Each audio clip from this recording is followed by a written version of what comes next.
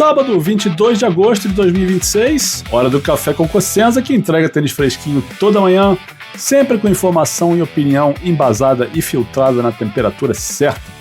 Hoje eu vou falar sobre a ausência de Jannik Sinner no US Open, questões físicas, o que isso significa para o circuito, o que isso significa para o torneio. Vou falar também sobre os resultados do dia em Cincinnati, com brasileiros na semifinal, mais uma vitória de Orlando Luiz e Rafael Matos, que momento sensacional dessa parceria. E depois respondo as perguntas dos apoiadores do Saque e Voleio, e hoje a gente tem perguntas sobre as chances dos que, digamos assim, correm por fora nos slams nos últimos tempos. Mas o assunto do dia, evidentemente, foi a desistência de Jannik Sinner, que avisou que não estará no US Open. Ele publicou um comunicado que diz o seguinte, abre aspas, e eu vou fazer uma tradução livre do que ele escreveu. Embora eu esteja trabalhando duro com meu time e minha equipe médica, tivemos que tomar a dura decisão de não competir no US Open. Estivemos em quadra em Monte Carlo nos últimos dias e entendemos que preciso de mais tempo para me recuperar do problema no joelho direito. Estou obviamente muito triste e desapontado, já que Nova York tem um lugar especial no meu coração. Queria muito voltar a jogar num ambiente elétrico diante dos grandes fãs de lá. Emoji de coração, fecha aspas, e foi isso que Jannik Sinner escreveu. É claro que é um baque enorme para o torneio. Aliás, eu falei isso aqui outro dia, né, sobre como rolava um boato de que o Alcaraz tinha mais chance de jogar do que o Sinner, e esses boatos se confirmaram. O Alcaraz anunciou anteontem que vai estar lá, e agora ontem, nessa sexta-feira, o Sinner anunciou que não vai. E os dois estavam inicialmente inscritos em Cincinnati, os dois desistiram, ficou esse suspense, e agora o cenário é esse. Temos Alcaraz voltando de 4 meses de pausa por causa de uma lesão no punho, e vai voltar em Nova York, e Jannik Sinner, que foi campeão de Wimbledon há menos tempo, parecia muito bem lá, começou a treinar, se queixou de problemas no joelho direito, resolveu desistir de Cincinnati, e agora anuncia que não vai ao US Open também. E fica muito louco esse cenário pré-US Open, porque agora o favorito é Carlos Alcaraz, um cidadão que não joga há 4 meses e que até 2 dias atrás não se sabia nem se iria competir. E é favorito nas casas de apostas, né? Eu já falei sobre isso, porque tem que ser. Todo mundo sabe do potencial dele quando ele está bem, do que ele é capaz de fazer. O resto do circuito, né, tem seus pontos de interrogação aqui e ali, e já vou falar sobre isso. E as casas de aposta, evidentemente, têm que proteger seu dinheiro, porque ninguém vai botar uma odd muito, muito animadora para as pessoas apostarem no Alcaraz e, de repente, a casa perder muito dinheiro lá na frente. Agora, o segundo favorito nas casas de aposta é Alexander Zverev, que venceu 2 jogos e perdeu 2 depois de Wimbledon, ou seja, nada de espetacular. E o terceiro nas casas de apostas é Ben Shelton, na maioria das casas, em algumas ele é o quarto. Mas um Shelton que ganhou um jogo nos últimos 2 slams, Roland Garros e o Wimbledon. Ok, foi campeão em Montreal na última semana, está no momento melhor, mas não é exatamente um tenista que a gente olhe e bata o martelo e diga, não, esse cara nos grandes slams ele vai destruir, aí ele vai chegar no US Open firme e forte e vai atropelar todo mundo. Acho que ninguém tem coragem de cravar isso neste momento, né? Olha que louco. E aí a gente volta a falar dele, o de vida eterna, o Munhá do tênis, Novak Djokovic. Olha aí, outra janela para ele ganhar o 25º Slam. Por que não? Pensando nas questões físicas, talvez o US Open seja o torneio mais difícil para o Djokovic, porque tem dias quentes, dias úmidos, às vezes condições de jogo muito lentas em sessões noturnas, e isso, né, tem seu efeito sobre o corpo, e a gente está falando de um cidadão que não só tem 39 anos, mas vem enfrentando problemas físicos aqui e ali. Mas, nos últimos 3 anos de US Open, ele foi campeão em 2023 e semifinalista no ano passado, perdendo só de Carlos Alcaraz. Não dá para descartar o de vida eterna.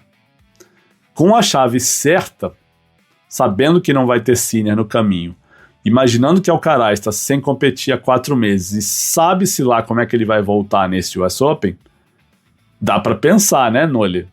Será? Mas é claro que isso abre uma janela interessante para todo mundo que está correndo por fora aí, né, nos slams da vida. Todo mundo que de repente começa um torneio achando que, tem Sinner, Alcaraz, Djokovic, não vai rolar. Ou até olham para o Zverev acima, porque o Zverev realmente está um degrauzinho acima do resto. Mas vai ter muita gente olhando para essa chave de US Open e falando, peraí, dá para pensar em alguma coisa aqui, né? Ou essa é a minha chance. Vamos ver.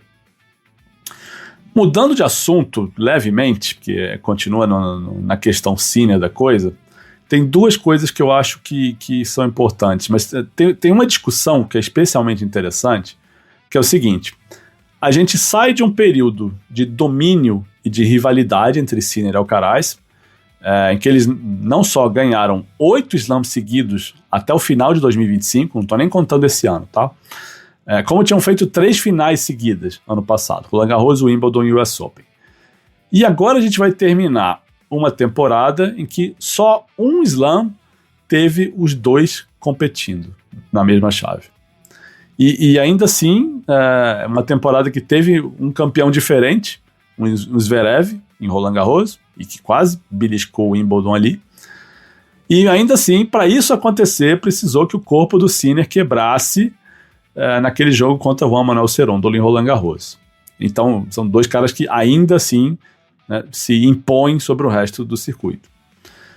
Outro ponto que eu acho mais importante até é constatar que, se por um lado a gente ouve um discurso dos dirigentes de que é importante ter os melhores tenistas sempre disputando os maiores torneios, isso não está acontecendo, e não é por exagero nos calendários de nenhum dos dois. O Alcaraz, quando abandonou em Barcelona com a lesão no punho, ele tinha jogado 5 torneios antes na temporada: Australian Open em janeiro, Doha em fevereiro, Indian Wells, Miami e Monte Carlo. 5 torneios. Foram 25 partidas. Não é tanto assim. Jannik Sinner jogou 47 partidas. Jogou mais porque ganhou mais também. Né? Ganhou todos os Masters 1000 que ele disputou. Mas não cometeu nenhum abuso de calendário. Ele jogou Australian Open, Doha, Indian Wells, Miami, Monte Carlo, Madrid, Roma, Roland Garros e Wimbledon. Doha é o único desses torneios que não é nem um Masters 1000, nem um Slam. Mas é ali em fevereiro, tá meio solto no calendário, paga um cachê legal, beleza. Não é suficiente para causar uma lesão ou para gravar nada. E ainda tem um detalhe: em Doha ele perdeu nas quartas, então não dá nem para dizer que ele fez um esforço sobre-humano lá. E agora acabou o Wimbledon e ele está fora de ação. Então chegamos num ponto em que os maiores tenistas, as grandes estrelas da companhia, não estão aguentando fazer um calendário que é para ser um calendário normal, né, pelo ponto de vista da ATP. Mas o Sinner ganhou muito. Mas não era para ser assim? Não é essa a lógica? Ter os maiores jogando os maiores torneios, fizeram os Masters 1000 de 2 semanas para isso, também para isso, né? É preciso esperar que os maiores ganhem mais jogos, porque tem um tempo de descanso maior, você tem um tempo, alguns dias entre o Masters 1000 e outro, você não sai de uma final domingo para estrear numa terça-feira, e tem intervalo entre as partidas. Então, você, em tese, poupa fisicamente os maiores. Essa era a lógica, além da questão financeira, que acho que cobriram muito bem no No-Ed, né, o novo programa do New Balls Please, lá com Meligeni e companhia. Mas era para ter todo mundo, né? O interesse era esse, que os grandes jogassem mais. E isso destruiu o joelho do Sinner. Então, se o plano era esse, ter os maiores jogando sempre os maiores torneios e ganhando mais, o plano falhou. Ponto. Me parece claro que tem algo seriamente errado aí, porque a gente não está falando de um Dominic Thiem que jogava 500, 250, 1000 e fazia um calendário entupido de torneio. E talvez caiba a seguinte pergunta, né? Será que eles não estão fazendo calendários, né? Já que eles não estão fazendo calendários extremamente exigentes, será que não estão treinando demais? Essa carga não está pesada demais?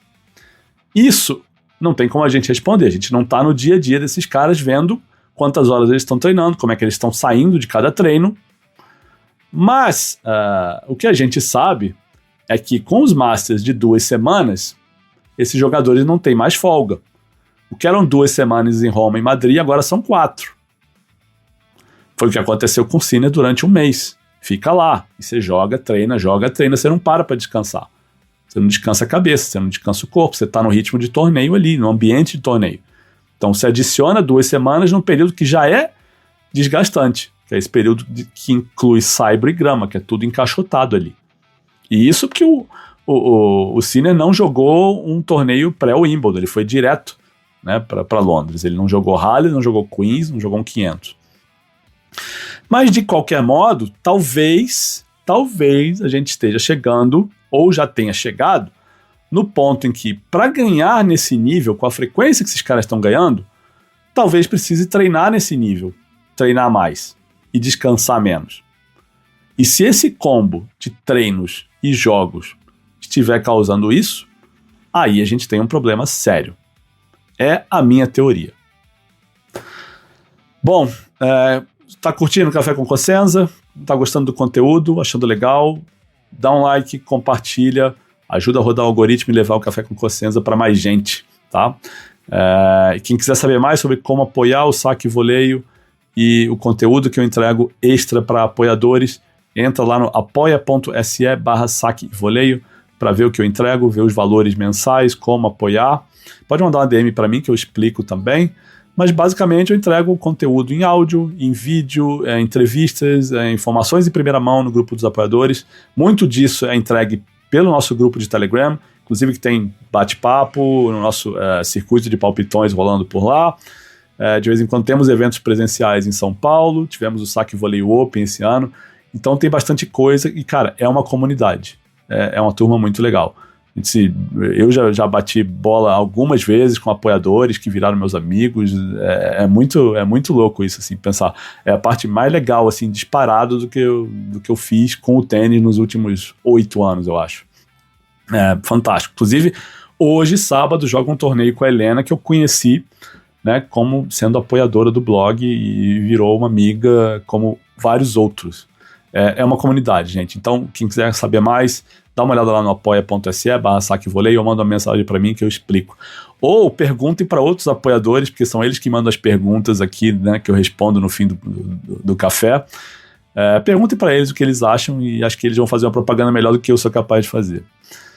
E, para terminar, quem estiver ouvindo e se interessar em patrocinar o café, quem quiser ter sua marca associada com o podcast número 1 de tênis no Spotify e na Apple Podcasts, manda um e-mail, manda uma mensagem para mim, que eu mando os documentos, mando os números do café com sugestão de valores e a gente conversa, né, sobre como sua marca pode aparecer no vídeo, ou no áudio, ou de qualquer maneira.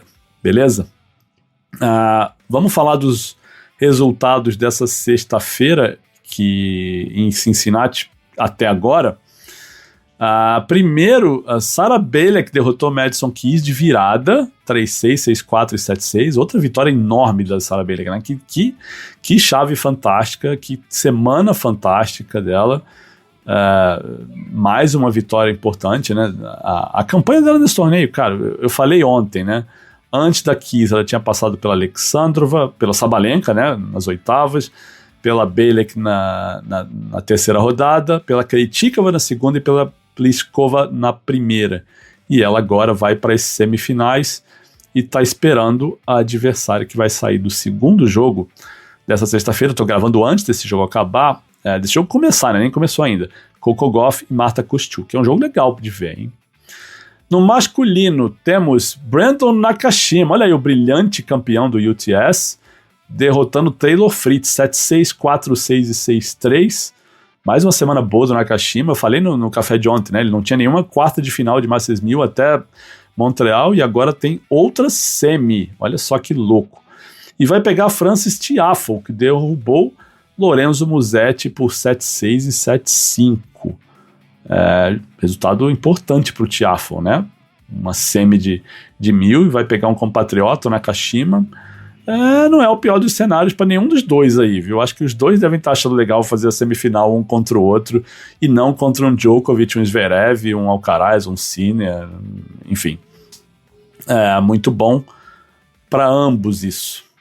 Que mais? Agora sim a parte legal. Orlando Luiz e Rafael Matos estão nas semifinais em Cincinnati. Derrotaram Simone Bolelli e Andrea Vavassori por 7-6, 6-3. Eles eram os cabeças 4 os italianos. Um jogo tenso, nervoso, principalmente no primeiro set. Os brasileiros salvaram 4 breakpoints em 2 games diferentes antes do tie-break. Depois salvaram 7 points, fizeram 9-7 nesse tie-break. E no segundo set abriram uma quebra, foram quebrados de volta e depois quebraram de novo para abrir 5-3 e fecharam na sequência.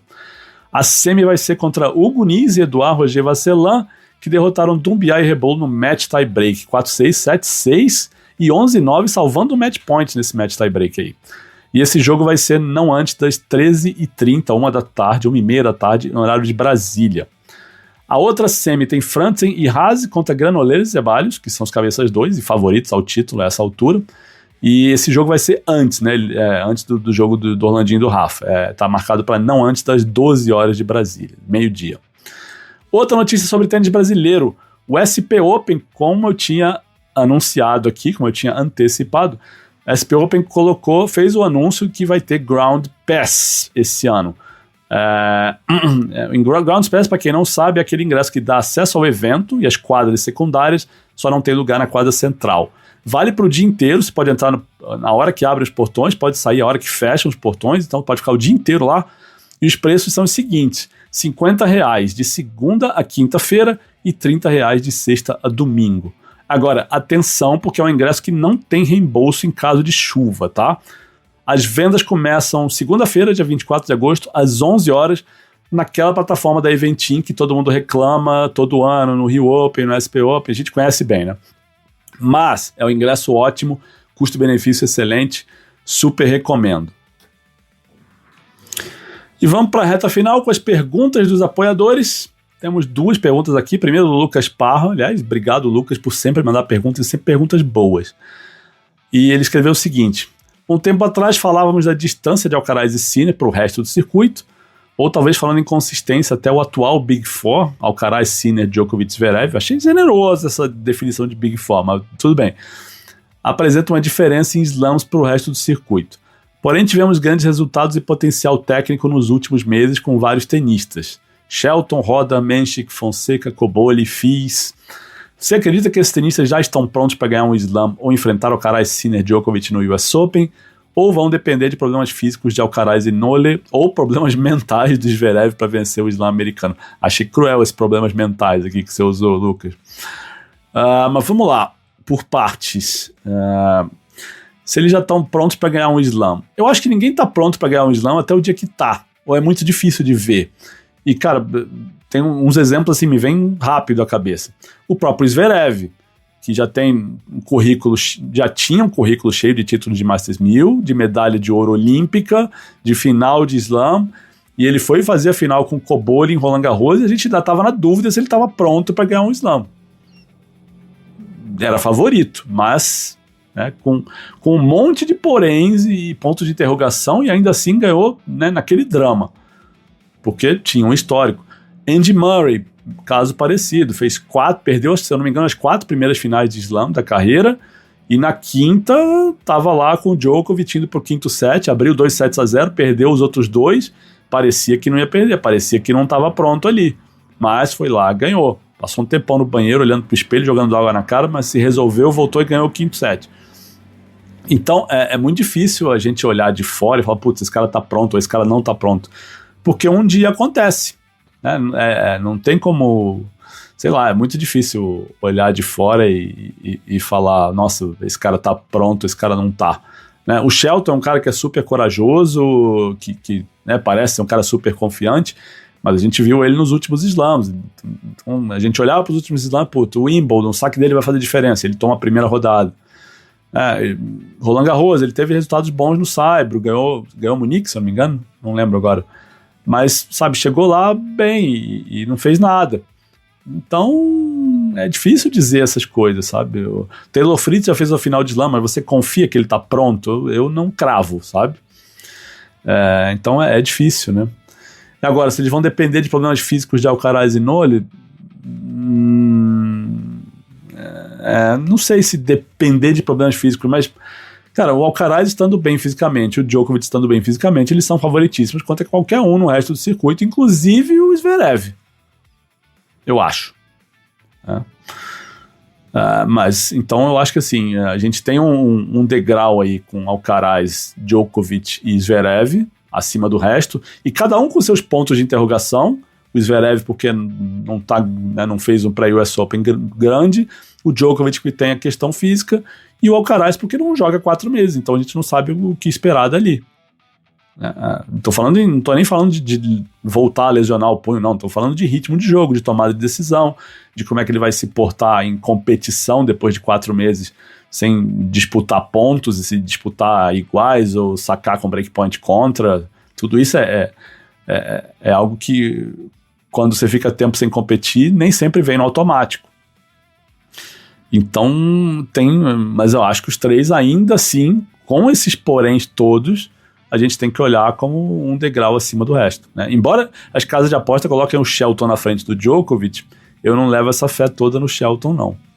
É porque a questão do Djokovic é puramente física. Se ele encaixar 2 semanas que o corpo vai responder, você vai duvidar dele? Pô, fez um Wimbledon agora e quase irretocável, né? Ele perdeu do Sinner, que jogou aquilo que jogou. E a última pergunta é do Rodrigo Barra. Com as recentes lesões e desistências de Alcaraz e Sinner em Slams e Masters 1000, você acha que a longevidade da carreira de ambos pode estar comprometida, principalmente se considerarmos seus estilos de jogo extremamente intensos e exigentes fisicamente? Eu acho que se tiver para eles exigentes fisicamente, acho que tá para todo mundo. Porque hoje o tênis é isso aí. Não é que eles especificamente joguem um estilo de tênis que exige mais fisicamente do que o resto do circuito. Tá todo mundo nesse barco aí agora. Hoje a gente não tem mais um Roger Federer, que 10 anos atrás já era uma exceção. Que era um cara que jogava e parecia que não estava fazendo força, parecia que o corpo não sentia desgaste. E ainda assim teve uma lesão de joelho que acelerou essa reta final da carreira. Mas não tem esse cara hoje no circuito. Né? O cara que... Aí vem aquela brincadeira, né? O Baby Federer, o cara que joga um estilo mais parecido com o Federer, visualmente falando, é o Dimitrov, e é o cara que mais tem lesão no circuito. É louco, né?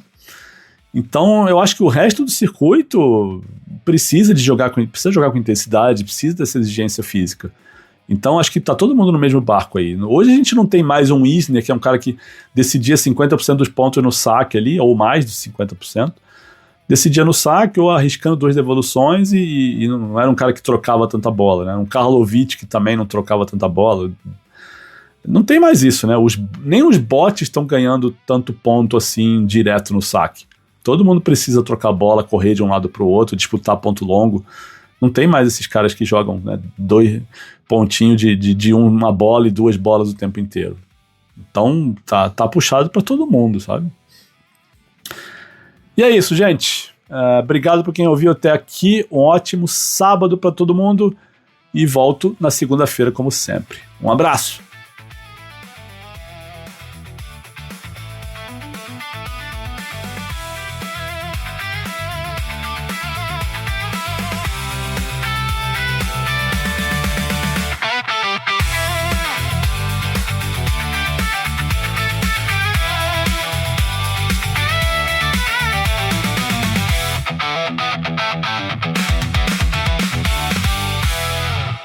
Inscreva-se no canal e dê o like.